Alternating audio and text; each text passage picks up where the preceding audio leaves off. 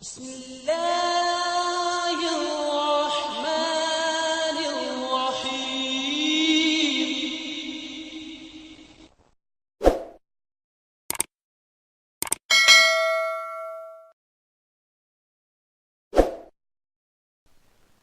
ہم تو رکھتے ہیں مسلمانوں کا دین، دل سے ہے خدا میں ختم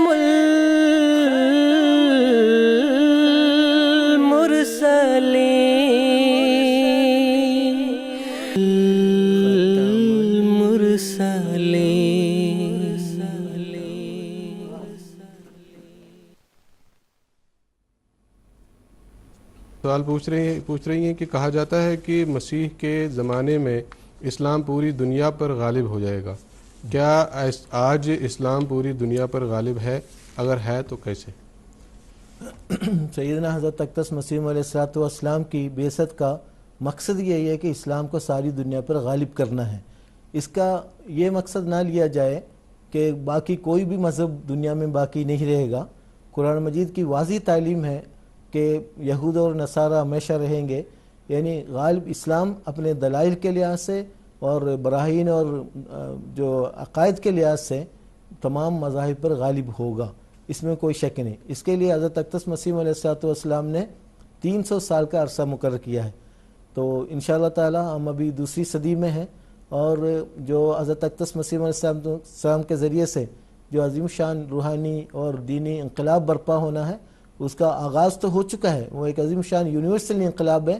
اب دیکھیں قادیان کی ایک گمنام بستی سے اٹھنے والی آواز، اب دیکھو نامساعد حالات میں، مخالفانہ ماحول میں کس طرح ساری دنیا میں پہنچ چکی ہے، اور آج اللہ تعالیٰ کے فضل سے 210 ممالک میں قادیان کی آواز بلند ہو رہی ہے۔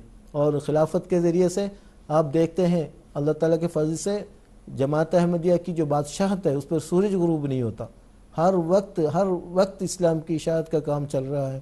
اور یہ انشاءاللہ تعالی یہ آثار ہمیں بتا رہے ہیں، حضرت اقدس مسیح علیہ السلام کی پیشگوئی ضرور پوری ہوگی۔ ایک روشن اور درخشندہ مستقبل کی طرف جماعت بڑھ رہی ہے۔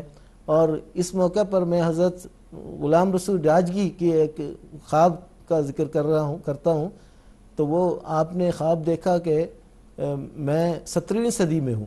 آپ فرماتے ہیں کہ میں ایسا محسوس کر رہا ہوں کہ میں 17ویں صدی ہجری میں ہوں، اور میری ہتھیلی پر پوری دنیا ہے، اور جہاں پر بھی میں نظر ڈالتا ہوں وہاں احمدی بادشاہ اور احمدی بادشاہتیں نظر آ رہی ہیں۔